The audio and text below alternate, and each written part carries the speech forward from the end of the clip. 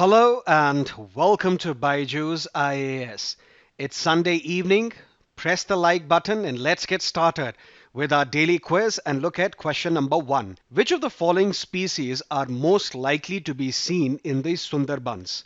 What is the context? This is today's The Hindu newspaper. It says over the past 3 years, the Sundarbans, which is home to close to 5 million people, has been battered by four tropical cyclones. The Sundarbans mangrove forests, you would know, lies on the delta of the Ganges, Brahmaputra and Meghna rivers on the Bay of Bengal.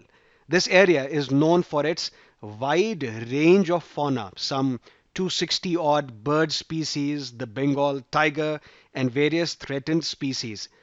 Let's look at the question. Which of the following species are most likely to be seen in the Sundarbans? Is it Indian python? Yes. Irrawaddy dolphin? Yes. This is something that you can find at the Chilika Lake in Odisha as well.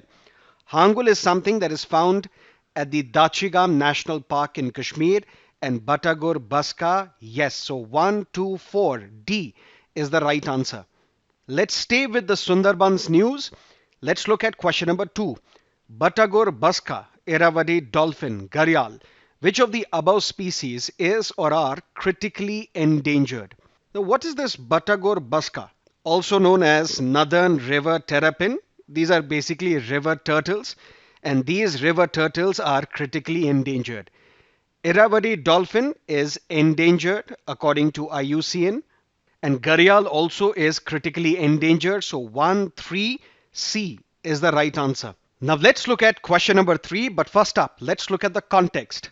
Again, this is today's The Hindu newspaper. Former Finance and Home Minister P. Chidambaram is calling for a CAG audit on vaccine production. Let's look at a question on the CAG. Consider the following statements. Number 1, the Comptroller and Auditor General is the sole authority prescribed in the Constitution who is entrusted with the responsibility of audit of accounts of the union as well as the states. So both the union accounts as well as the accounts of the states are audited by the CAG. So this statement is correct. Statement 2, the executive does not have the powers of direction in relation to CAG's audit mandate and its execution. This is also correct because this is to ensure independence of the office of the CAG so that executive is not able to exercise influence on the CAG. That is why we say CAG is not even accountable to the parliament. This is a very important statement. CAG is not even accountable to the parliament. In fact, there have been multiple attempts by our lawmakers to ensure that we make CAG accountable to the parliament, which it is not. So that is why statement 2 is correct. This is to ensure independence of the office of the CAG. Statement 3, audit is required to report only significant cases of irregularity and breach of rules, regulations, and orders.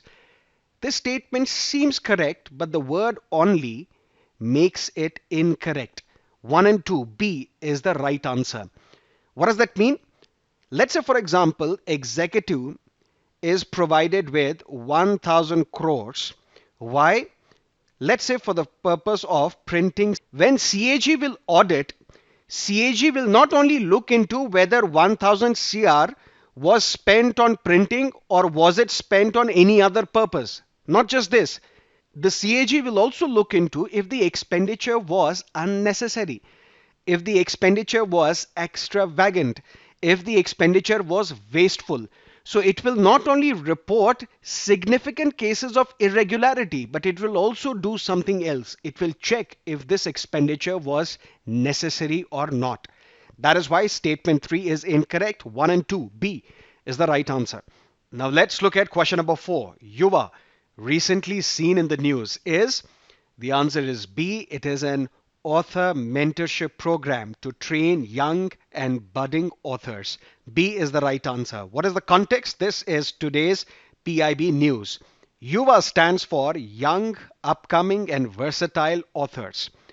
A total of 75 authors will be selected. These young authors will be trained by eminent authors and mentors, And then, under the guidance of these authors and mentors, books will be published.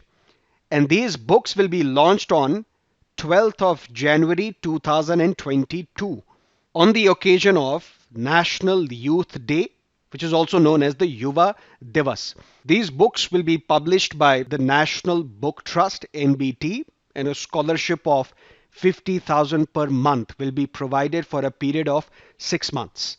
This is the program of the Ministry of Education to train young and budding authors below the age of 30.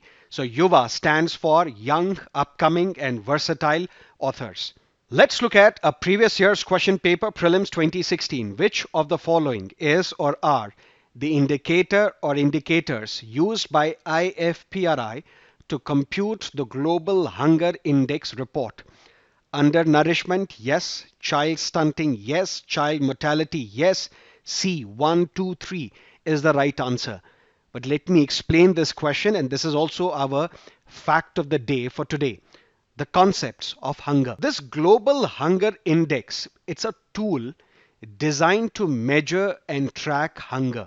And every year, this organization, International Food Policy Research Institute, it calculates these GHI scores, the Global Hunger Index scores, to assess whether hunger has decreased or not. And this Global Hunger Index report, it basically looks into 4 indicators. One is undernourishment, child stunting, child mortality, as well as child wasting. But what is hunger? There is one United Nations organization called FAO, Food and Agriculture Organization. This organization says if one consumes fewer than 1800 kilocalories a day, then we can say that there is hunger. Because 1800 kilocalories, this is the minimum that most people require to live a healthy and productive life. Then what is this undernutrition? If one takes inadequate food, the food is deficient in essential vitamins, minerals, protein, etc., then we can say that there is undernutrition. And then there is malnutrition. Malnutrition refers to both sometimes undernutrition as well as overnutrition. What does that mean? Overnutrition means problem of unbalanced diet. In 2020, unfortunately, we rank 94 out of 107 countries. And according to this report, 14% of India's population is malnourished. That's an unfortunate story. And that is it from our daily quiz. Thank you for being with us. Have a great evening.